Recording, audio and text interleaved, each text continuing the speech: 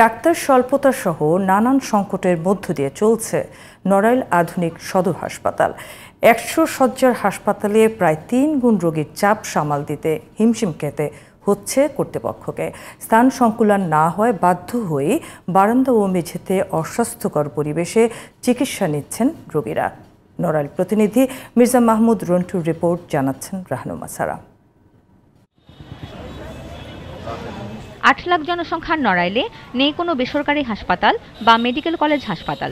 তাই চিকিৎসা সেবা পেতে নড়াইল আধুনিক হাসপাতালই একমাত্র ভরসা। সরকারি এই হাসপাতালে প্রস্তাবিত শয্যা সংখ্যা ২৫০ হলেও বাস্তবে আছে মাত্র ১০০টি। রয়েছে ডাক্তার স্বল্পতাও, ৪০টির মধ্যে শূন্য ২৬টি। আমরা কখন আল্ট্রাসাউন্ড করবে আর কখন ডাক্তার দেখাবো? ডাক্তার ঘরে দরজা দিয়ে বসেছিল, অল্প রোগী দেখেছে, দেখার পরে যে বেরোয় চলে গেল।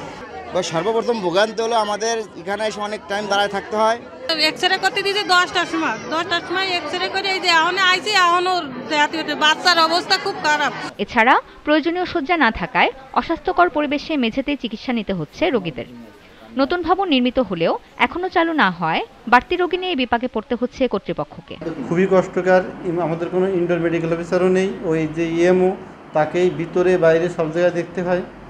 সে এখানে ইমার্জেন্সিতে প্রচুর চাপ, ভিতরে তো ২৫০-৩০০ রোগী সবসময় থাকে। সবকিছু মিলে একটা খুব খারাপ অবস্থা। ডাক্তার সহ জনবলের শূন্যপদ পূরণ এবং নতুন ভবন চালু করলে পরিস্থিতির উন্নতি হবে বলে জানান হাসপাতাল কর্তৃপক্ষ। যে জনবল, যে লজিস্টিক্স কিংবা যে যন্ত্রপাতি এখানে লাগবে, সেইটা কিন্তু ২৫০ বেড অনুমোদন না হওয়া পর্যন্ত আমরা চাইতে পারছি না। এছাড়া হাসপাতালের বিশেষ করে 4th ক্লাস এমপ্লয়ি এবং 3rd class employee, technician group এবং আপনার পরিচ্ছন্ন গ্রুপ, এই গ্রুপের জনবল একেবারে নেই। রাহনুমা সারা, জিটিভি নিউজ।